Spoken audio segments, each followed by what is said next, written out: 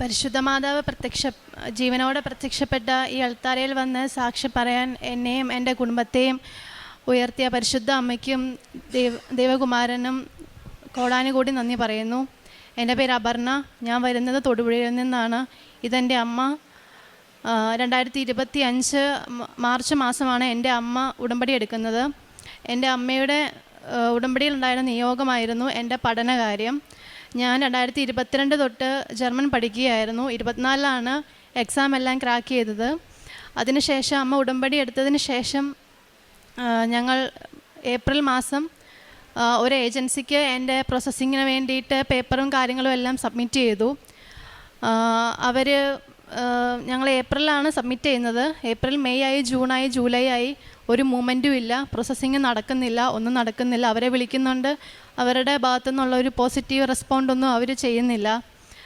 അങ്ങനെ അവർ പറഞ്ഞു വിസയ്ക്ക് ഡേറ്റ് എടുക്കാമെന്ന് പറഞ്ഞു. അപ്പം നമ്മളൊരു കോൺട്രാക്റ്റ് ഇല്ലാതെ എങ്ങനെ വിസയ്ക്ക് ഡേറ്റ് എടുക്കുന്നത്? വിസയ്ക്ക് ഡേറ്റ് എടുക്കാൻ പറ്റത്തില്ല. അപ്പോൾ ഇവരോട് ഞാൻ ചോദിച്ചപ്പോൾ ഇവർ പറഞ്ഞു, അല്ല, ആദ്യം വിസയ്ക്ക് ഡേറ്റ് എടുക്കാം, വിസയ്ക്ക് ഡേറ്റ് കിട്ടാൻ ബുദ്ധിമുട്ടാണെന്ന് പറഞ്ഞ് വിസയ്ക്ക് ഡേറ്റ് എടുക്കുന്നു. നവംബർ മാസം 2025 നവംബർ മാസം വിസയ്ക്ക് ഡേറ്റ് എടുക്കുന്നു. അതിനുശേഷം ഇവർ എൻ്റെ ഇൻ്റർവ്യൂ ക്ലാസ്സുകളൊന്നും നടക്കുന്നില്ല, പ്രോപ്പറായിട്ട് അവരൊന്നും നടക്കുന്നില്ല. അപ്പോൾ എനിക്ക് തോന്നി ഇതെന്തോ ഫ്രോഡാണ്, സ്കാമാണെന്ന് എനിക്ക് തോന്നി. പെട്ടെന്ന് ഞാൻ പറഞ്ഞു, ഞാൻ കുറച്ച് പൈസ അടച്ചിട്ടുണ്ടായിരുന്നു, അത് തിരിച്ചു തരണമെന്ന് പറഞ്ഞു. അവർ തിരിച്ചു തരുന്നില്ല. കാരണം കൊടുത്തു കഴിഞ്ഞാൽ ആ പൈസ പോയി, പിന്നെ അവർ കിട്ടൂലല്ലോ, അങ്ങനെയാണല്ലോ പൊതുവേ. അങ്ങനെ എനിക്ക് വീട്ടിലിത് പറയാൻ പറ്റത്തില്ല, കാരണം വീട്ടിൽ പറഞ്ഞാൽ എന്നെയും വഴക്ക് പറയും. അങ്ങനെ അതിനുശേഷം ഞാൻ വീട്ടിൽ പറയാൻ ഇടയായി, ഇതുപോലെ ഒരു സംഭവമുണ്ട്, അവർ പൈസ കുറച്ച് മേടിച്ചു, അങ്ങനെയൊക്കെ. അതിനുശേഷം ഞാൻ നിരന്തരമായിട്ട് പ്രാർത്ഥിക്കാൻ തുടങ്ങി. കാരണം കാശും പോയി, പ്രോസസ്സിങ് നടക്കുന്നില്ല. എൻ്റെ സർട്ടിഫിക്കറ്റിൻ്റെ വാലിഡിറ്റി കഴിയാൻ ഒരു 2-3 മാസം കൂടെ ഉള്ളൂ. ഡിസംബർ 2 തീരും. അതിന് മുന്നേ കോൺട്രാക്റ്റും കിട്ടണം, എനിക്ക് കയറി പോവുകയും ചെയ്യണം. അല്ലെങ്കിൽ പിന്നെ അവർ എംബസി പറയും, റീ എക്സാം എഴുതാൻ പറയും. അത് പോസിബിൾ അല്ലൊരു കാര്യമല്ല. ഉടനെ തന്നെ എൻ്റെ ഒരു ഫ്രണ്ട് വിളിച്ചു, എടി നീ അവരുടെ കയ്യിൽ നിന്ന് പേപ്പറും കാര്യങ്ങളൊക്കെ മേടിച്ചിട്ട് നീ വേറൊരിടത്ത് കൊടുത്തോ, ഞാനൊരു നമ്പർ തരാമെന്ന് പറഞ്ഞ് അവൾ എന്നെ വിളിച്ചു.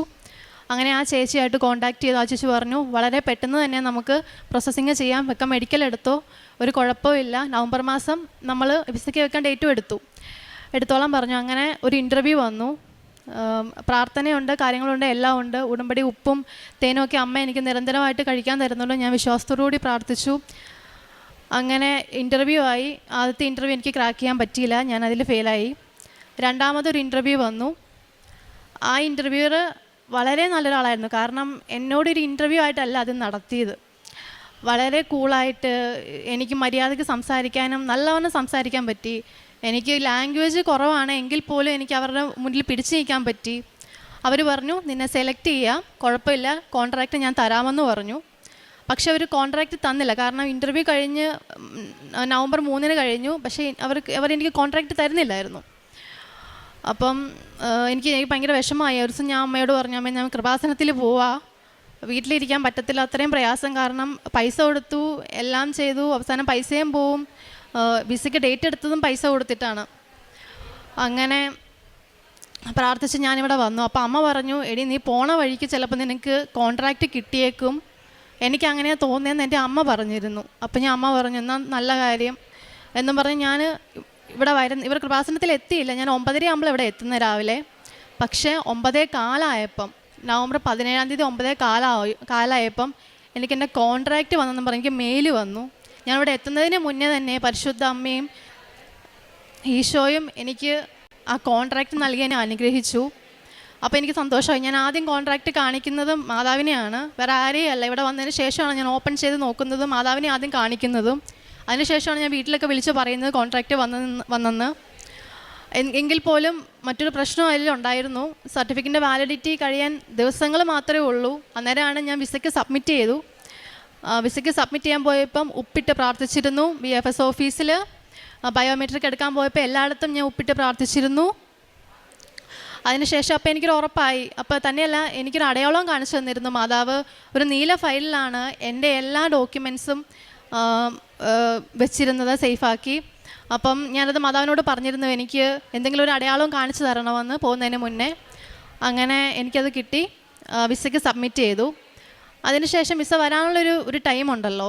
എൻ്റെ വിസയ്ക്ക് അത്യാവശ്യം നല്ല ടൈം എടുക്കും. പക്ഷേ ഞാൻ മാതാവിനോട് പ്രാർത്ഥിച്ചു എത്രയും വേഗം എനിക്ക് കിട്ടിയാൽ കൊള്ളാമായിരുന്നു. കാരണം വാലിഡിറ്റി തീരാൻ കിടക്കുന്നു. തന്നെയല്ല ക്രിസ്മസ് ന്യൂ ഇയർ വെക്കേഷനാണ്. അപ്പോൾ എംബസികളൊന്നും വർക്കിംഗ് അല്ലായിരിക്കും, അവരെല്ലാം ക്ലോസ് ചെയ്തിടും. അപ്പോൾ പെൻഡിങ്ങിൽ കിടന്ന് കഴിയുമ്പോൾ പിന്നെ അവർ നോക്കുമ്പം വാലിഡിറ്റി കഴിഞ്ഞു, ഉടനെ റിജക്ഷനാണ് എനിക്ക് പിന്നെ സംഭവിക്കാൻ പോണ ഒരു കാര്യം. അതെനിക്ക് നല്ലവണ്ണം അറിയായിരുന്നു. അങ്ങനെ അമ്മയോട് നിരന്തരമായിട്ട് ഞാൻ പ്രാർത്ഥിച്ചുകൊണ്ടിരുന്നു. അമ്മയോട് ഞാനൊരു അടയാളം ചോദിച്ചു, എന്തെങ്കിലും എൻ്റെ വിസയെ എന്തെങ്കിലും ഒരു മൂവ് ചെയ്യുന്ന ഒരു അടയാളം ഞാൻ ചോദിച്ചിരുന്നു. എനിക്കൊരു സ്വപ്ന ദർശനം ഉണ്ടായി. ഞാൻ സ്വപ്നത്തിൽ കാണുന്നത് എൻ്റെ കയ്യിൽ ഒരാൾ വന്നിട്ട് ഒരു പേപ്പർ, ഒരു കവർ തരുന്നു. ആ കവർ ഞാൻ തുറന്ന് നോക്കിയപ്പോൾ യെസ് അപ്രൂവ്ഡ് എന്നാണ് കാണിച്ചേക്കുന്നത്. അത് കണ്ടപ്പോൾ എനിക്ക് വളരെ സന്തോഷമായി. അതൊരു സ്വപ്നമാണ് ഞാൻ കാണുന്നത്. അപ്പം സ്വപ്നം കണ്ട് ഞാൻ വീട്ടിൽ പറഞ്ഞു, അമ്മ ഇങ്ങനെ ഞാനൊരു സ്വപ്നം കണ്ടിരുന്നു, മാതാവാണോ കാണിച്ചു തന്നതെന്നാണ് തോന്നുന്നത്, എൻ്റെ വിസ അപ്രൂവ് ആവും, എനിക്ക് കുഴപ്പമൊന്നുമില്ലെന്നാണ് ഞാൻ തോന്നുന്നതെന്ന് ഞാനിങ്ങനെ മനസ്സിൽ അമ്മയോടും ഞാൻ വീട്ടിലും പറഞ്ഞു. അങ്ങനെ ഞാനത് പിന്നെ വെയിറ്റ് ചെയ്തു. എന്നിട്ട് പിന്നെ എനിക്ക് ടെൻഷൻ, ഒരു ചെറിയ ടെൻഷൻ, ഇനി എന്തെങ്കിലും റിജക്ഷൻ സംഭവിക്കുമേ. എന്നിട്ട് ഞാൻ പിന്നെ മാതാവിനോട് ചോദിച്ചു, മാതാവേ ഒരടയാളം കൂടെ എനിക്ക് കാണിച്ചു തരണേ എന്ന് ഞാൻ പ്രാർത്ഥിച്ചു. അങ്ങനെ ഞാൻ മാതാവിനോട് പ്രാർത്ഥിച്ചൊരു കാര്യമായിരുന്നു. എല്ലാവരും പറയുന്നത് കേൾക്കാം, വിസ 7ാമത്തെ പേജിലടിച്ച് കിട്ടി, 9ാമത്തെ പേജിലടിച്ച് കിട്ടിയെന്നൊക്കെ. അപ്പം ഞാനും മാതാവിനോട് പ്രാർത്ഥിച്ചു. കാരണം മാതാവിടെ പ്രത്യക്ഷപ്പെട്ടത് ഡിസംബർ 7-നാണ്, ഞാൻ ജനിച്ചത് ഒരു 17-ാം തീയതിയാണ്. അതേപോലെ തന്നെ അങ്ങനെ പിന്നെ എനിക്ക് കോൺട്രാക്റ്റ് കിട്ടിയത് ഒരു 17-ആണ്. അപ്പോൾ 7 എന്ന് പറഞ്ഞ നമ്പർ എനിക്കൊരു വലിയ കോൺഫിഡൻസ് ആയിരുന്നു. അപ്പം എനിക്ക് 7ാമത്തെ പേജിൽ എൻ്റെ വിസ അടിച്ച് കിട്ടണമെന്ന് ഞാൻ നിരന്തരമായി പ്രാർത്ഥിച്ചു. അമ്മയോട് ഞാൻ പറഞ്ഞു, ഞാൻ ആരോടും പറഞ്ഞില്ല, അമ്മയോട് ഞാൻ പറഞ്ഞു, പരിശുദ്ധ അമ്മയോട് ഞാൻ പറഞ്ഞു, എനിക്ക് കിട്ടിയാൽ കൊള്ളാം, മാതാവേ എനിക്കത് കാണിച്ചു തരണമെന്ന് ഞാൻ പ്രാർത്ഥിച്ചു. അതിനുശേഷം അമലോത്ഭവ തിരുനാളാണല്ലോ ഡിസംബർ 8-ന്. അപ്പം ഞാൻ തിരുനാളിൻ്റെ അന്നോ 8-ാം തീയതിയോ ഡേറ്റ് ഇട്ട് ഞാൻ പ്രാർത്ഥിച്ചു. 8-നോ 9-നോ എനിക്കെൻ്റെ വിസ കിട്ടണമെന്ന് ഞാൻ പ്രാർത്ഥിച്ചു. പക്ഷേ അത് പോസിബിൾ ആയിട്ടുള്ള കാര്യമല്ല, എങ്കിൽ പോലും ഞാൻ പ്രാർത്ഥിച്ചു, മാതാവ് എനിക്കൊരു സന്തോഷ വാർത്ത, മാതാവിൻ്റെ തിരുനാളിൽ എന്തെങ്കിലും എനിക്കൊരു സന്തോഷ വാർത്ത തരണമെന്ന് ഞാൻ ഡേറ്റ് ഇട്ട് പ്രാർത്ഥിച്ചു. 8-ന് അനക്കൊന്നും സംഭവിച്ചില്ല. 9-ാം തീയതി അതുപോലെ തന്നെ. പിറ്റേ ദിവസം 10-ാം തീയതി ആയപ്പം എനിക്ക് പെട്ടെന്ന് എൻ്റെ ഫോണിലോട്ടൊരു മെസ്സേജ് വന്നു, VFS ഓഫീസിൽ നിന്നാണ് എൻ്റെ പാസ്പോർട്ട് ഡിസ്പാച്ച് ആയിട്ടുണ്ടെന്നും പറഞ്ഞ്. ഞാൻ ഷോക്കായിപ്പോയി. കാരണം പെട്ടെന്ന് കിട്ടാത്തൊരു സാധനം മാതാവിനോട് ഞാൻ പ്രാർത്ഥിച്ചെങ്കിൽ പോലും അപ്പോൾ എനിക്ക് ഭയങ്കര അത്ഭുതമായി. അയ്യോ മാതാവ് ഇത് നടത്തി തന്നോ, എന്തായിരിക്കും ആ പാസ്പോർട്ടിൻ്റെ ഉള്ളിൽ എന്തായിരിക്കും എന്ന്. ഞാൻ 15-ാം തീയതി പോയി പാസ്പോർട്ട് കളക്ട് ചെയ്തു. ഞാൻ എന്താണോ പ്രാർത്ഥിച്ചത് അത് തന്നെ മാതാവ് എനിക്ക് നടത്തി തന്നു. ഞാൻ 9-ാം തീയതിയാണ് ഡേറ്റ് ഇട്ട് പ്രാർത്ഥിച്ചത്. 9-ാം തീയതിയാണ് എനിക്ക് 9-ാം തീയതി മെസ്സേജ് ഒന്നും വന്നിരുന്നില്ല, 10-ാം തീയതിയാണ് വരുന്നത്. പക്ഷേ എൻ്റെ പാസ്പോർട്ടിൽ 9-ാം തീയതിയാണ് വിസ അടിച്ച് കിട്ടിയ ഡേറ്റ്. അതേപോലെ തന്നെ ഞാൻ പ്രാർത്ഥിച്ചത് പാസ്പോർട്ടിൽ 7ാമത്തെ പേജിൽ എനിക്ക് വിസ സ്റ്റാമ്പ് ചെയ്ത് കിട്ടണമെന്നായിരുന്നു. അതേപോലെ തന്നെ 7ാമത്തെ പേജിലാണ് എനിക്ക് എൻ്റെ വിസ സ്റ്റാമ്പ് ചെയ്ത് കിട്ടുന്നത്. പരിശുദ്ധ അമ്മയ്ക്കും ദേവകുമാരനും കൊടാനുകൂടി നന്ദി. ഞാൻ ഈ ജനുവരി 30-ന് ജർമ്മനിക്ക് പോവാണ്. ഞാൻ ഒരുപാട് ട്രൈ ചെയ്തിട്ടാണ് കിട്ടിയത്. നിരന്തരമായിട്ട് പ്രാർത്ഥിച്ചതിൻ്റെ ബലവും പിന്നെ അച്ഛൻ്റെ ധ്യാനവും അതേപോലെ തന്നെ ഡെയിലി ബ്രെഡും എന്നെ ഒത്തിരി ഇൻസ്പയർ ചെയ്തു. കാരണം not by merit but by grace. എനിക്ക് എൻ്റെ കഴിവിൽ വിശ്വാസം ഉണ്ടായിരുന്നു, പക്ഷേ പയ്യെ അതൊക്കെ പോകാൻ തുടങ്ങി. പിന്നെയാണ് ഞാൻ ദൈവത്തിൽ ആശ്രയിച്ചത്. അങ്ങനെയാണ് എനിക്കിത് കിട്ടിയത്. അതേപോലെ തന്നെ ഞങ്ങളുടെ പ്രേക്ഷിത പ്രവർത്തനം പത്രം എല്ലാവർക്കും കൊടുക്കും. പിന്നെ പത്രം കൊടുക്കുമ്പോൾ എനിക്ക് കുറച്ച് ബുദ്ധിമുട്ടെന്ന് വെച്ചാൽ ഇത് അർഹിക്കുന്ന ആൾക്കാരുടെ കയ്യിൽ കിട്ടാൻ നല്ല പാടാണ്. കാരണം നമ്മൾ പലരുടെയും കയ്യിൽ കൊടുക്കുമ്പോൾ അവിടെയിലേക്ക് ഇട്ടിട്ട് പോവും. ചിലർ വായിക്കില്ല, ചിലർ സ്പോട്ടിൽ നമ്മൾ പറയും വിശ്വാസമില്ല, ചിലർ വിശ്വാസം ഇല്ലെങ്കിൽ അത് മേടിച്ചിട്ട് അത് എവിടെയെങ്കിലും ഇടും. അപ്പോൾ അതെനിക്ക് ഭയങ്കര ബുദ്ധിമുട്ടാണ്. ഈ പത്രം ഡിസ്ട്രിബ്യൂട്ട് ചെയ്യാൻ എനിക്ക് അത് അർഹിക്കുന്നവരെ കിട്ടാൻ കുറച്ച് പ്രയാസമാണ്. അതുകൊണ്ട് അത് ഞാൻ അർഹിക്കുന്നവരുടെ കയ്യിൽ മാത്രമേ കൊടുക്കത്തുള്ളൂ, ചുമ്മാ ആൾക്കാരുടെ കയ്യിൽ ഞാൻ കൊടുക്കാറില്ല. അതേപോലെ തന്നെ അച്ഛൻ്റെ ധ്യാനങ്ങൾ ഷെയർ ചെയ്യുകയും പിന്നെ ഡെയിലി ബ്രെഡ് ഷെയർ ചെയ്യുകയും അപ്പം ഞാൻ വിശ്വാസത്തിലോട്ട് വന്ന ആൾക്കാരത് കളിയാക്കും. കാരണം ഞാൻ അങ്ങനെ ദൈവത്തിൽ പ്രാർത്ഥിക്കാത്ത ഒരാളാണ്. അപ്പോൾ പയ്യാണ് ഞാൻ വിശ്വാസത്തിലോട്ട് വരുന്നത്. അതെന്നെ വളരെയധികം സ്വാധീനിച്ചു. കാരണം എൻ്റെ ജീവിതത്തിൽ മാറ്റം ഉണ്ടായി. എൻ്റെ ആത്മീയ ജീവിതത്തിലാണ് ഏറ്റവും കൂടുതൽ മാറ്റം ഉണ്ടായത്. ഞാൻ പ്രാർത്ഥിക്കാൻ തുടങ്ങിയ നിരന്തരം എനിക്ക് സമാധാനമുണ്ട്, ടെൻഷനില്ല. ഞാൻ പോവുകയാണെങ്കിൽ പോലും എനിക്ക് ഒട്ടും ടെൻഷനില്ല, വളരെ കൂളാണ്. മാതാവിനോട് നന്ദി പറയാനും സാക്ഷ്യം പറഞ്ഞിട്ട് ഞാൻ പോകുള്ളൂ മാതാവിനോട് പറഞ്ഞിരുന്നു. അതുപോലെ തന്നെ ഞാൻ വാക്ക് പാലിച്ചു. സാക്ഷ്യം പറഞ്ഞിട്ടാണ് ഞാൻ പോകുന്നത്. മാതാവിനും തിരുക്കുമാരനും കൊടാനുകൂടി നന്ദി. ഈ സാക്ഷ്യം ഞാൻ മാതാവിനും തിരുക്കുമാരനും സമർപ്പിക്കുന്നു. 30-ാം സങ്കീർത്തനം 12-ാം തിരുവചനം.